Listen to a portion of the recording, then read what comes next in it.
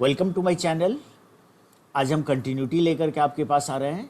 इससे पहले लिमिट हमने पढ़ाया था और लिमिट का काफ़ी यूज़ इसमें होगा, तो अगर आपने रिवीजन ना किया हो तो आप ज़रूर रिवीजन कर लें। इसका 2 पार्ट हमने रखा है और उसको ज़रूर देखें आप, ठीक है। इसके बिना आपको काफ़ी प्रॉब्लम आएगी कंटिन्यूटी में, तो चलिए कंटिन्यूटी पर कुछ ट्रिक्स लेकर के हम चलते हैं। देखिए, जहाँ तक कंटिन्यूटी का सवाल है, इसमें एक लेफ्ट हैंड लिमिट, एक राइट हैंड लिमिट, एक लिमिट पॉइंट, ये 3 चीज़ पर में ये पूरा कंटिन्यूटी है। जैसे अगर मान लीजिए कि किसी फंक्शन का ग्राफ हम प्लॉट करें, राइट, और वो इस तरह से बन रहा हो कि मान लीजिए y एक एक्सिस हम बना लें और मान लीजिए आपका फंक्शन कोई इस तरह का जा रहा है। यहां पर x इज इक्वल टू अगर a हो तो f a हमारा लिमिट पॉइंट कहलाता है। a से अगर लेफ्ट की तरफ चलें, इसे हम लेफ्ट हैंड लिमिट कहते हैं। सब कुछ आपके पास यहाँ लिखा हुआ है। और यहाँ से अगर राइट चलें तो इसको हम राइट हैंड लिमिट कहते हैं, ठीक है। लेफ्ट हैंड लिमिट का क्या मीनिंग होता है वो देखिए। लेफ्ट हैंड लिमिट को हम लोग एफ ऑफ ए माइनस कहते हैं, यानी एफ ए का वैल्यू, उस फंक्शन का वैल्यू जहां x लेस देन ए हो। उसी तरह से right hand limit means F A plus से इंडिकेट करते हैं हम, यानी एफ एक्स का वैल्यू जहां पर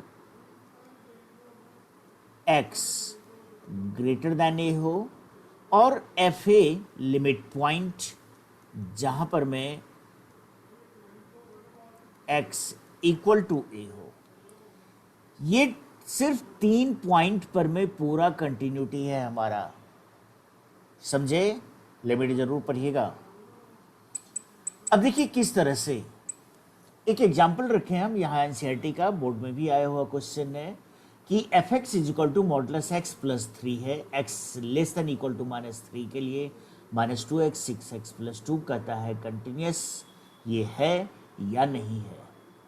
पहली बात, अगर कुछ दिया हुआ ना रहे तो जो हमारे पास condition LHL RHL at the point तीनों शो करेगा, सिर्फ उसी पॉइंट पर हमें चेक करना है। जैसे यहां आप देखें, -3 से लेस यानी LHL, -3 से ग्रेटर RHL और -3 के इक्वल भी यानी लिमिट पॉइंट।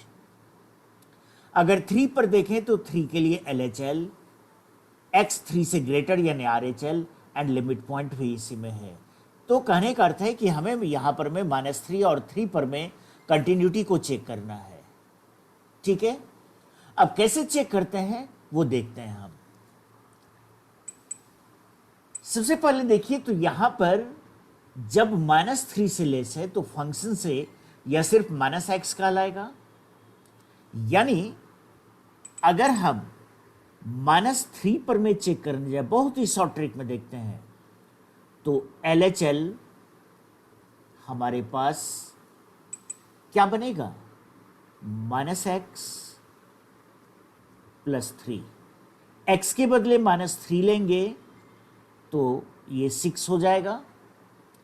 अगर इसका आप RHL देखें तो -3 प्लस यानी x -3 से बड़ा यहां जा रहा है -2x, और जब x के बदले -3 लेंगे तो 6, जबकि f ऑफ -3 हमारे पास फर्स्ट इक्वेशन में जा रहा है, यानी इसमें आ रहा है -x प्लस 3 में, यानी 6।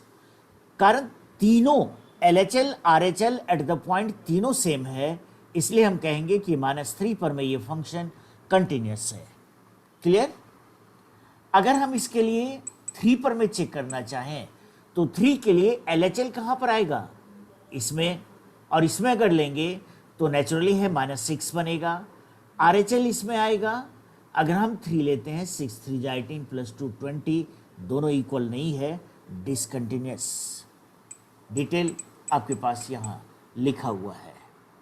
मेन आपको सेट करना है, बिल्कुल माइंड में सेट कीजिए, कुछ नहीं है कंटिन्यूटी, हमें LHL RHL and limit point पर में चलना है। जब डिफरेंशियबिलिटी आप देखेंगे तो कुछ इसको ग्राफिकली भी हम लोग समझेंगे। एक और एग्जांपल देखते हैं। कहता है fx डिफाइंड है 0 से लेकर के पाई तक। हमेशा याद रखें, अगर फंक्शन, ये पॉइंट हमने लिख दिया है कि a से b तक डिफाइन हो, तो a से b के बीच में हर एक एलिमेंट पर वो डिफाइन होगा, हर एक एलिमेंट पर कंटिन्यूस होगा। यानी 0 पाई पर अगर कंटिन्यूस है तो इस इंटरवल में 0 ले, 30 ले, 60 ले, जिस एंगल पर हम देखना चेक करना चाहें सभी पर यह कंटिन्यूटी शो करेगा। हमारे पास लिमिट पॉइंट भी देखिए, यहां 0 और यहां पाई दिया हुआ है। हमारे पास तीनों कंडीशन, एक π/4 के लिए है LHL RHL, π/2 के लिए LHL RHL, यानी π/4 π/2 पर में हम चेक कर लें। आइए देखते हैं, अगर हम π/4 पर में चेक करें, LHL किस में जाएगा वो देखिए आप। π/4 के लिए LHL हमारे पास यहां जा रहा है, यानी x plus a√2 sin x। इसमें अगर x के बदले π/4 लें, x के बदले π/4 लें, हमारे पास ये आ गया sin π/4 1/√2। इसमें देखें हम RHL π/4 के लिए यहां जा रहा है, यानी 2 into π/4 into cot π/4 plus b, ये हमारा RHL हो गया। और कंटिन्यूस है तो दोनों इक्वल रहेगा। जब हम π/2 plus b is equal to π/4 plus a करेंगे तो a माइनस बी का वैल्यू π/4 हो गया। मान लीजिए ये पहला इक्वेशन है हमारे पास। चलते हैं इसके π/2 पर चेक करते हैं। π/2 पर में LHL इसमें जा रहा है, यानी x के बदले में π/2 रखना है। RHL हमारे पास इसमें जा रहा है, यानी x के बदले में π/2 रखना है। अब देखें यहाँ, जब हम π/2 पर में चेक करेंगे उसी तरह से LHL और RHL, b का वैल्यू आपका -a/2 आ जाएगा। दोनों इक्वेशन को सॉल्व कर दें, a और b का वैल्यू फाइंड हो गया। एक मिनट आप देख लें कैसे ये बन गया π/2 पर में। π/2 पर में जब LHL देखने जा रहे हैं तो हमारे पास इस इक्वेशन में जा रहा है, यानी 2 π/2 cot π/2 प्लस b। cot 90 0, यानी b के इक्वल हो गया। जब हम इसका RHL देखें, यानी x ग्रेटर देन π/2 पर, तो इसमें आएगा, यानी a cos x के बदले π/2 लेंगे तो pi minus b sine π/2, sine π/2 1, cos π/2 minus a, यानी हमारे पास यहां दोनों इक्वल, a और b फाइंड हो गया। नेक्स्ट आगे एक और क्वेश्चन देखने जा रहे हैं। fx का हमारे पास ये एक्सप्रेशन दिया हुआ है, कंडीशन है -π/6 से 0, 0, 0 से π/6। कंडीशंस बता रहा है कि यहां पर सिर्फ हम 0 पर चेक कर सकते हैं, नहीं 0 के लिए LHL, 0 के लिए इक्वल टू, 0 के लिए RHL। अगर हम इसके LHL की बात करें, यानी 0 से लेस की बात करें, तो इस इक्वेशन में जाएगा, यानी LHL हमारे पास इसमें आएगा। और लिमिट देखा है ना, लिमिट में क्या था, 1 प्लस 0 की पावर 1/0। अगर यह 0 सेम फंक्शन से बना हो तो e। लिमिट तैयार नहीं है तो कंटिन्यूटी में प्रॉब्लम आना है, इसलिए लिमिट को जरूर देखें। तो हमारे पास यहां देखिए आप, 0 से लेस में मॉडुलस का वैल्यू नेगेटिव होगा, यानी क्या बनेगा, 1 प्लस माइनस साइन एक्स। अगर हमारे पास यहां -1/sin x होता तो इसका वैल्यू e बन जाता। इसके लिए हमें माइनस साइन एक्स से मल्टीप्लाई भी करना होगा। इस मॉडुलस का वैल्यू भी नेगेटिव होगा, जीरो माइनस के लिए है, तो into A by minus sine x. अब देखें ये कैंसिल हो गया, ये ई है यानी ई की पावर ए। अगर हम इसके आरएचएल की बात करें तो यहां जा रहे हैं हम, और ये तो काफी इजी है। tan 2x बाई 2x होता तो ये 1 बनता, यानी यहां 2x चाहिए। tan 3x यहां बाई 3x होता तो ये भी 1 बनता, x कैंसिल करें तो e की पावर 2/3 हो गया। हमारा आरएचएल आ गया e की पावर 2/3, एलएचएल आ गया e की पावर a। तो हमारा e की power a is equal to e की पावर 2/3 होना चाहिए, LHL RHL equal, and limit point दिया हुआ है b, यानी b के इक्वल। इस दोनों से सेम बेस है, a का वैल्यू 2/3 हो जाएगा, जबकि इस दोनों से b e का पावर 2/3, ये रहा इसका आंसर। बोर्ड में h लिमिट 0 दे करके एग्जाम देना पड़ता है, ये तो कंपटीशन व्यू बताए हैं। बोर्ड में कैसे लिखा जाता है वो यहाँ आपके पास में टोटल सॉल्यूशन बना हुआ है। आइए कुछ पॉइंट इसके बारे में हम डिस्कस करते हैं। जितना पॉलिनोमियल फंक्शंस है, पॉलिनोमियल जानते होंगे, ऐसा अलजेब्रिक एक्सप्रेशन जिसमें पावर वेरिएबल्स का हमेशा पॉजिटिव होता है। अगर कोई पॉलिनोमियल फंक्शन है तो हर एक रियल नंबर पर यह कंटिन्यूअस होगा। साइन एक्स कॉस एक्स हमेशा कंटिन्यूअस होगा, कारण इसका डोमेन सारा रियल नंबर होता है। ठीक इसी तरह से जितना भी ट्रिगोनोमेट्रिक रेशियोज हैं अपने डोमेन पर कंटिन्यूअस रहेगा। एक्सपोनेंट लोगरिथम अपने डोमेन पर कंटिन्यूअस रहेगा। ग्रेटेस्ट इंटीजर एक्स सिर्फ इंटीजर पर में डिसकंटिन्यूअस होता है, क्यों वो देखते हैं यहां पर। मान लो आप ग्रेटेस्ट इंटीजर एक्स कोई एक फंक्शन है एफ एक्स का वैल्यू, और हमें कंटिन्यूटी चेक करना है x इजिकल टू 3 पर में कि यह कंटिन्यूस है या नहीं। जैसा पॉइंट हम बता रहे हैं इसके हिसाब से डिसकंटिन्यूस होना चाहिए। अगर हम इसके LHL की बात करें तो ये हमारा क्या बनेगा, 3 माइनस का ग्रेटेस्ट इंटीजर 2। RHL अगर देखें तो ग्रेटेस्ट इंटीजर 3 प्लस बनेगा, जिसका ग्रेटेस्ट इंटीजर 3, दोनों इक्वल नहीं है, डिसकंटिन्यूअस फंक्शन। अगर दो फंक्शन कंटिन्यूअस है किसी पॉइंट पर तो उसका मॉडुलस भी कंटिन्यूअस होगा। दोनों को ऐड या सब्ट्रैक्ट करेंगे तब भी कंटिन्यूअस रहेगा, दोनों को मल्टीप्लाई करेंगे तब भी कंटिन्यूअस रहेगा, और दोनों को डिवाइड करेंगे तब भी कंटिन्यूअस होगा। बस जी का वैल्यू 0 नहीं होना चाहिए। बिल्कुल आप जान रहे होंगे डिनोमिनेटर 0 कभी नहीं हो सकता। लेकिन अगर एक फंक्शन कंटिन्यूअस हो दूसरा डिसकंटिन्यूअस हो तो एडिशन सब्ट्रैक्शन तो कंफर्म है कि डिसकंटिन्यूअस होगा, लेकिन प्रोडक्ट या डिवीजन के बारे में हम पहले से कुछ नहीं बता सकते। It depends upon the conditions of the question, right. कुछ और टाइप अभी तक इसमें कभी जेईई मेन में क्वेश्चन नहीं आया है, एडवांस में कभी क्वेश्चन नहीं आया है, लेकिन चूंकि कंटिन्यूटी डिसकंटिन्यूटी से रिलेटेड है इसलिए इतना तो हम कह सकते हैं कि आ सकता है। एक देखने जा रहे हैं हम फर्स्ट काइंड, या इसको इरिमूवेबल या जंप डिसकंटिन्यूटी कर।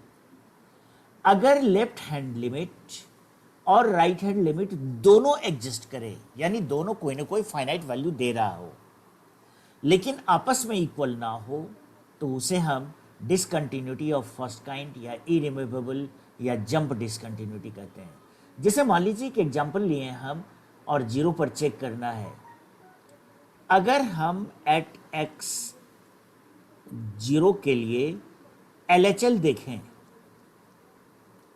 तो LHL का value means F0 minus, that is हमारा इक्वेशन है x plus greatest integer x, यानी 0 प्लस 0 माइनस, और 0 माइनस का ग्रेटेस्ट इंटीजर -1 होगा, दैट इज -1 एक फाइनाइट वैल्यू आ रहा है, एग्जिस्ट कर रहा है। अगर हम इसी का RHL देखें यानी f ऑफ 0 प्लस का, तो 0 प्लस 0 प्लस 0 प्लस का ग्रेटेस्ट इंटीजर 0, दैट इज 0, यानी फाइनाइट वैल्यू है, लेकिन LHL और RHL आपस में इक्वल नहीं है, इसलिए हम इसको फर्स्ट काइंड इरिमूवेबल या जंप डिसकंटिन्यूटी के नाम से जानेंगे। ये भी अभी तक कभी कंपटीशन में आया नहीं है, लेकिन कुछ भी पॉसिबल है। लेफ्ट हैंड लिमिट और राइट हैंड लिमिट दोनों में से कोई भी एग्जिस्ट ही ना करे, तो इसे हम सेकेंड काइंड ऑफ डिसकंटिन्यूटी कहेंगे। काफी इजी। अगर 1 बाई मॉडुलस एक्स को हम 0 पर चेक करें, तो अगर हम LHL ले जाएं यानी f ऑफ 0 माइनस निकालें, तो 1 बाई नेगेटिव में यानी माइनस इन्फिनिटी एग्जिस्ट नहीं कर रहा है। अगर हम RHL निकालना चाहें, तो f ऑफ 0 प्लस यानी 1 by plus 0 plus infinity exist कर रहा है, एग्जिस्ट नहीं कर रहा है, तो ऐसे क्वेश्चंस को हम सेकंड काइंड ऑफ डिसकंटिन्यूटी के नाम से जानेंगे। आपके मन में यहाँ आ रहा होगा कि 0 माइनस क्यों, एक्चुअली ये ऐसे बनता 1 बाई माइनस एक्स और x के बदले 0। क्लियर? अगर LHL और RHL दोनों सेम हो, लेकिन लिमिट पॉइंट पर सेम नहीं आ रहा हो, LHL RHL दोनों सेम आ रहा हो, लेकिन लिमिट पॉइंट पर में वो L नहीं हो, ऐसे इक्वेशंस को हम लोग, फंक्शंस को रिमूवेबल डिसकंटिन्यूटी कहते हैं।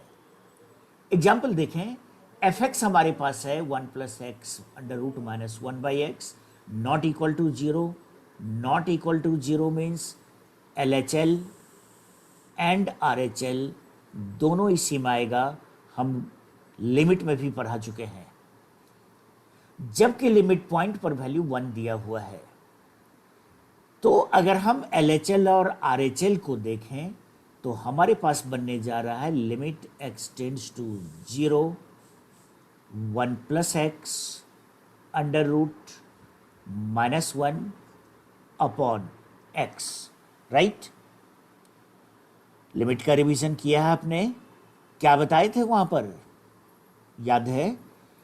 हमने बताया था वहां पर कि रूट fx माइनस jx को रेशनलाइज करके बनाते, यानी इसे हम 1 प्लस एक्स प्लस 1 से मल्टीप्लाई डिवाइड करेंगे,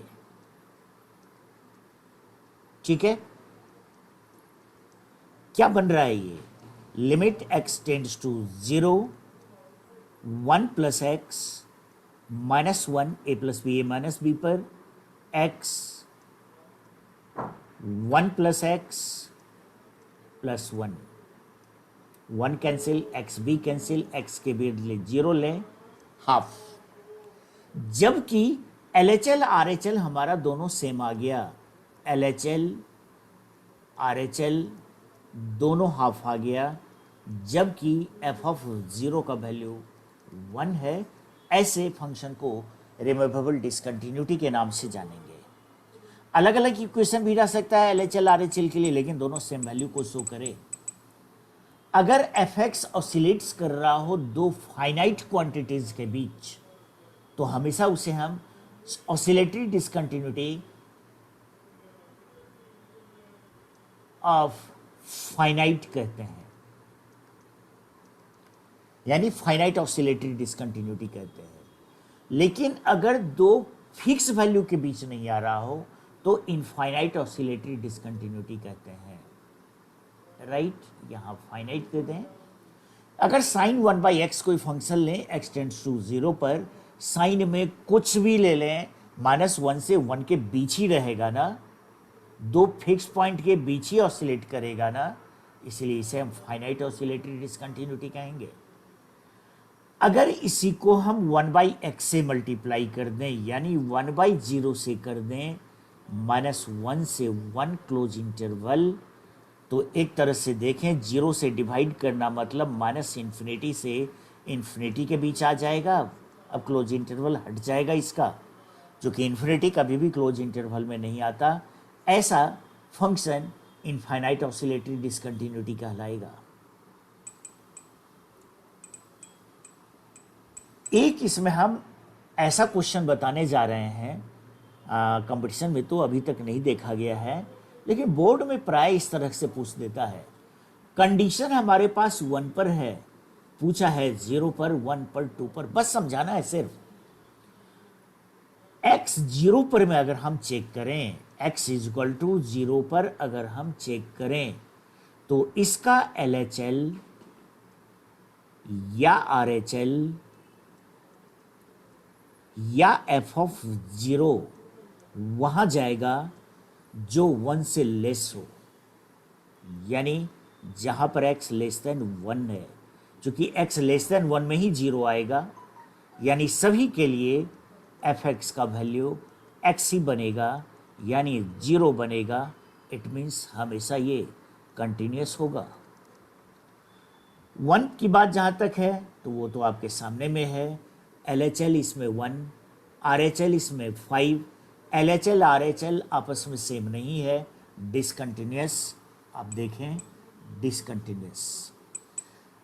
उसी तरह से अगर 2 की बात हम करें, x इज इक्वल टू 2 की बात करें, आगे सब यहाँ लिखा हुआ आपके पास में, तो ये इसका LHL या RHL